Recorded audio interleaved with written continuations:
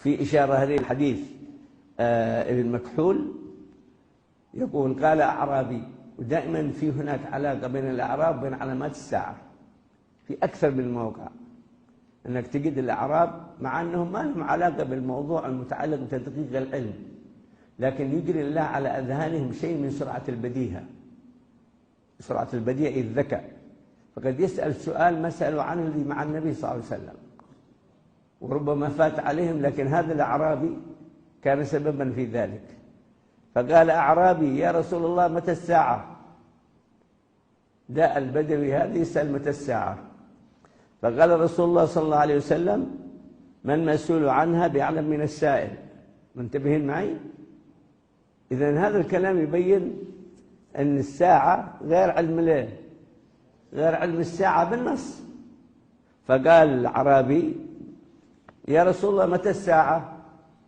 قال الرسول صلى الله عليه وسلم ما المسؤول عنها بأعلم من السائل، هي نفس اللفظة التي حصلت بينه وبين جبريل، فصارت إجابة كاملة، ولكن أشراطها، هذا الموضوع اللي أنتم بصدده، هذا العلم، ولكن أشراطها. ثم قال تقارب الأسواق. ادخلوا أي مدينة من المدن الحديثة ستجد في الشارع الواحد مئات إن لم نقل أكثر من مسميات السوق للبيع والشراء، اللي كانت أول بقالة وبعد دكان وارتقت إلى سوبر ماركت وارتقت إلى مول، وستأتي ما هو أكبر من المدن التجارية من علامات الساعة. يعني يخبر النبي أن في تطور متعلق بالأسواق، وأن الناس باعتبار أنهم دائما لهم حاجة إلى السوق يصبح السوق مشغلة، حتى يقول النبي إياكم وهيشات الأسواق الذين يتبعون كل ناعق. رأى التلفزيون في دعاية لشامبو كما تسموه ولا لأحذية، صار الإنسان ينشر الشيء، وهي من ألاعيب هيشات الأسواق التي أدت إلى أمراض عند النساء وأمراض عند الرجال وإصابات في الأجساد نتيجة الكذب الذي يعرضون به البضاعة في الأسواق المتقاربة أي الكثيرة. وبعضهم قالوا تقارب الأسواق عن طريق الوسائل، لأن يقام معرض في الصين أحيانا تجاري في السوق، يسافرون له من كل بلاد العالم في شهر واحد، يعني بمعنى شهر واحد يجتمعوا فيه ويرتبون بضاعتهم ويرجعون. هذا من التقارب عن طريق وسائل الله، وسائل المواصلات. ثم يقول ومطر ولا نبات. تكثر الأمطار، كم مقدار الأمطار اللي رأيتوها مرت، ولكن لا نبات.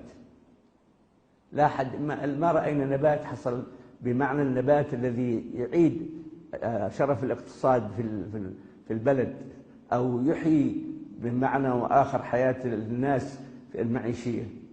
المعيشية هي أسواق وبيع وشراء ومستورد وأشياء من الخارج يأكلوها ويشربوها.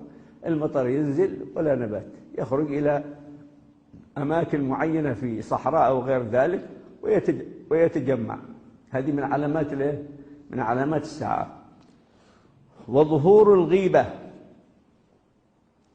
كلمة ظهور فشو أي بمعنى أن لم تعد غيبة فلان لفلان، ولكن استخدام جهاز، إما الجهاز اللي تسمونه التواصل، وإما التلفاز، وإما عن طريق التليفون أو عن طريق الجوال. غيبة، يتكلم ربع ساعة شتم لفلان ويغتاب فلان بكل سهولة.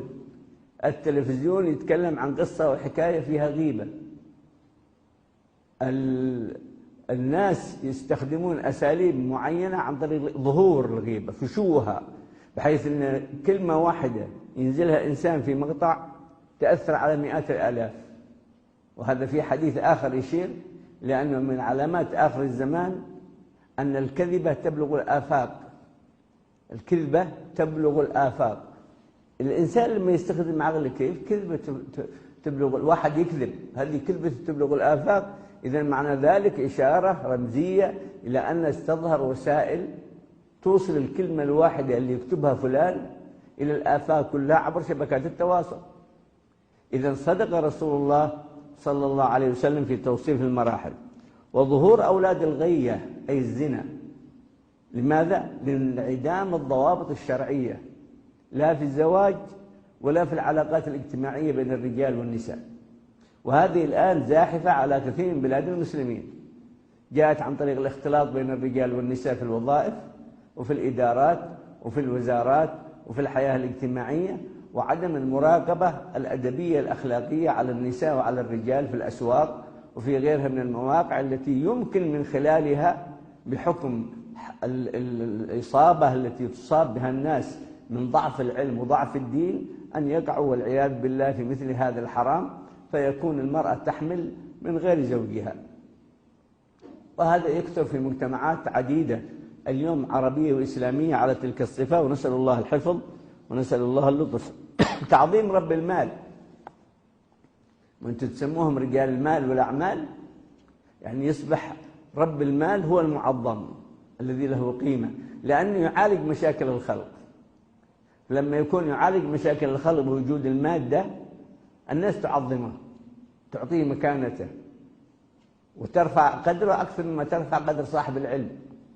فقد لا يؤبه للعالم، لكن يؤبه لرجل الله، يؤبه لرجل المال، حتى يكون له الرأي الفاعل في المجتمع والتأثير الأقوى في المجتمع. لو أن عالم ورجل أعمال كل منهم أصدر قرار لأمر، الناس تترك العالم وتتبع من؟ رجل الأعمال، لأنه يملك التأثير المادي. وتعظيم رب المال وعلو أصوات الفساق في المساجد.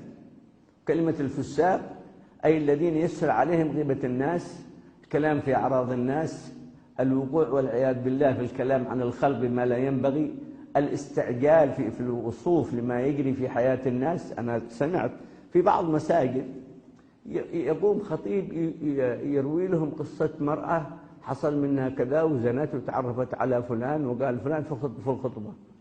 هذا فسق. كيف تتكلم بهذا الكلام وإن كان عيب؟ اجمل الكلمة، اجمل العبارة، أما تشرح لهم القصة كأنها لا فيلم. نعم، بتشرح شيء من حياة النبي، بتشرح شيء من حياة الصحابة، بتشرح شيء يشد عزم الناس، هذا المطلوب. لكن تفتح لهم مجال بهذا المعنى، هذا شيء يسقط قيمة الديانة ويوسع دائرة الفسق في المجتمعات.